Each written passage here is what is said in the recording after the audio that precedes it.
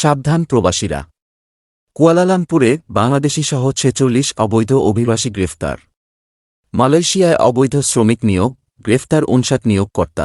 বিস্তারিত জানতে ভিডিওটি শেষ পর্যন্ত দেখুন। মালয়েশিয়ার রাজধানী কুয়ালালামপুরের একটি শপিং মল থেকে বাংলাদেশিসহ ৪৬ অবৈধ অভিবাসীকে গ্রেফতার করেছে ইমিগ্রেশন পুলিশ।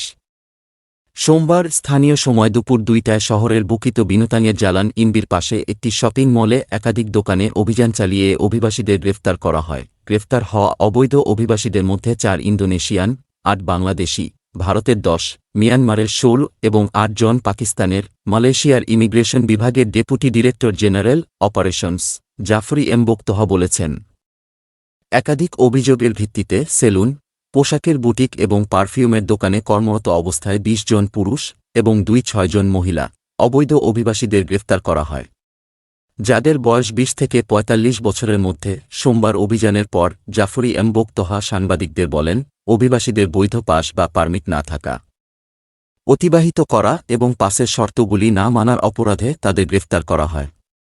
একই সঙ্গে ৪ জন স্থানীয় নিয়োগকর্তাকেও আটক গ্রেফতার করা হয়েছে। রাজধানী শহরের ২০টি হটস্পট এর মধ্যে একটি। এ শপিং মলটি পুলিশের নজরদারিতে ছিল বলেও জানান জাফরি। বিদেশি কর্মীদের নিয়োগে অভিবাসন আইন ১৯৫৯৬৩ এর ৫৫বি ধারায় তদন্তের জন্য ৪ জন স্থানীয় নিয়োগকর্তাকেও গ্রেফতার করা হয়েছে। রাজধানী শহরের ২০টি হটস্পট এর মধ্যে একটি।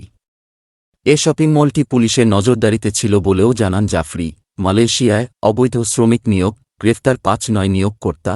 মালয়েশিয়ায় অবৈধ বিদেশি শ্রমিক নিয়োগ দেওয়ার অপরাধে ৫-৯ নিয়োগকর্তাকে গ্রেফতার করা হয়েছে। অভিবাসন বিভাগ পরিচালিত অভিযানে তাদের গ্রেফতার করা হয়।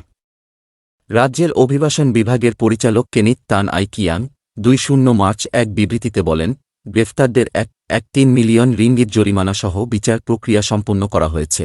চলতি বছরের গত ফেব্রুয়ারি পর্যন্ত সেরেম্বানে মোট ২ জন নিয়োগকর্তাকে গ্রেফতার করা হয়েছে।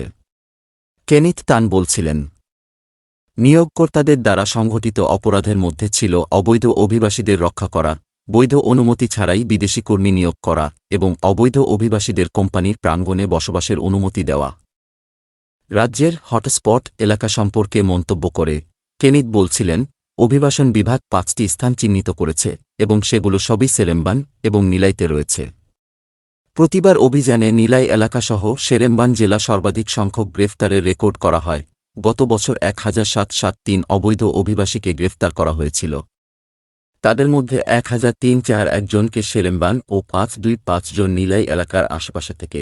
রাজ্য জুড়ে ৬৯৯টি অভিযানে সেই সময়কালে মোট ৭৮৫২ জন বিদেশির কাগজপত্র পরীক্ষা করা হয়।